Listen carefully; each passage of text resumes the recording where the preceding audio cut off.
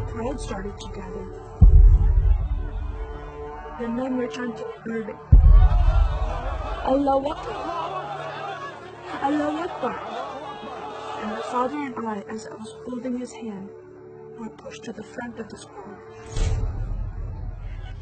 In the center of this crowd was an Arabic woman, dressed just like this, and she was tied up and she was sitting on a box.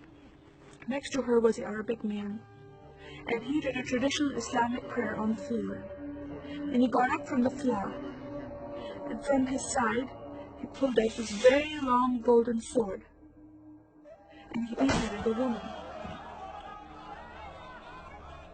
My legs are shaking, and my heart is going fast. And my father said, "If you don't listen to the teachings we're instilling in your life, this will happen to you one day."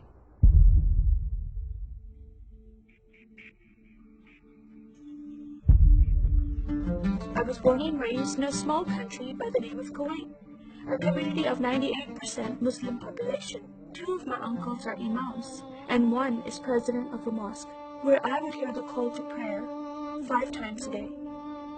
As a Muslim, the word Yahudi, which means Jew, was instilled in me as a bad word, as a cuss word. Yahudis should not exist. They should be killed, and I never thought to question why would I hate them. I never met Jewish people in my life. They never did anything to harm my family. I just hated them. Just the word brought hatred in my heart. It's very important to learn the Quran and the Hadith, and even memorize it in Arabic. I even entered a competition where you recite a long chapter in front of Islamic leaders and teachers.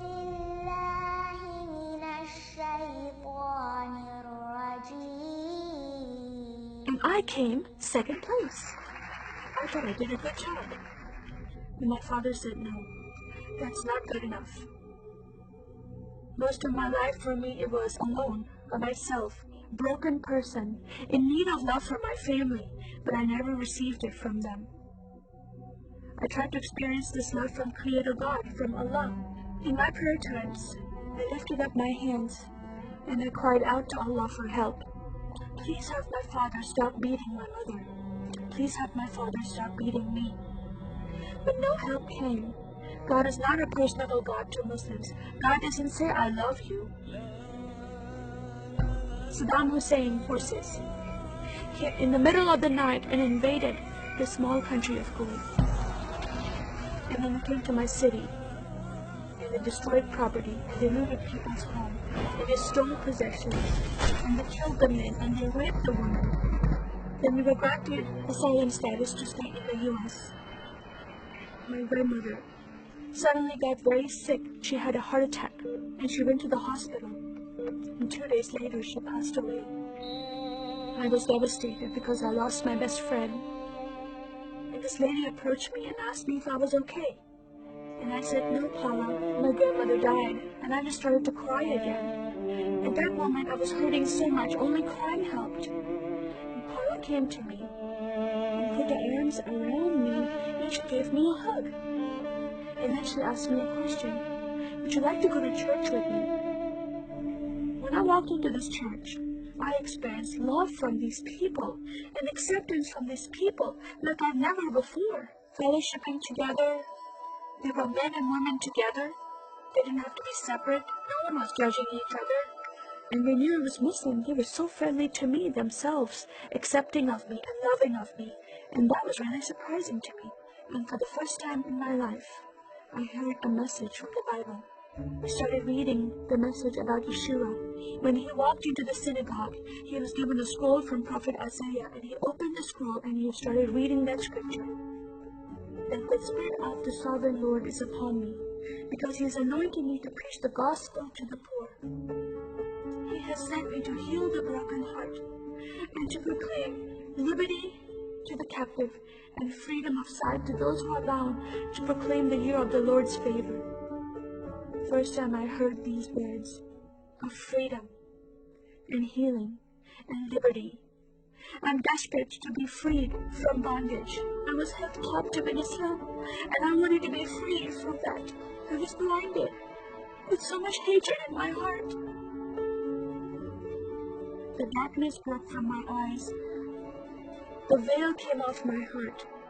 I knew the decision I was making to leave Islam is a big decision. By Sharia law, Islamic law, it is death penalty. But I'm desperate to know a living God. In that day, I gave my life to becoming a follower of Jesus. This is the God of Israel, God of Abraham, Isaac, and Jacob. And the nation of Israel is God's heartbeat. And I said, God, forgive me. I did not know I hated your people. I love the Jewish people because it's their God, their Messiah, that I'm following, and He told me to love them. I never knew what happened to the 6 million Jews that died. I never heard that included in history. Now that I met Holocaust survivors, I know their story, and I shared my story with them. Your God, your Messiah, changed my heart, giving His life for me, so I could have life everlasting. He rescued me. He saved me. He came and brought joy in my life again. And I'm a blessed woman. And I start crying, and they start crying. And we are able to relate to each other, and they embrace me, and they love me, and they experience some healing, I believe, when they hear my story. It is a privilege to have that in my life. I am one for Israel.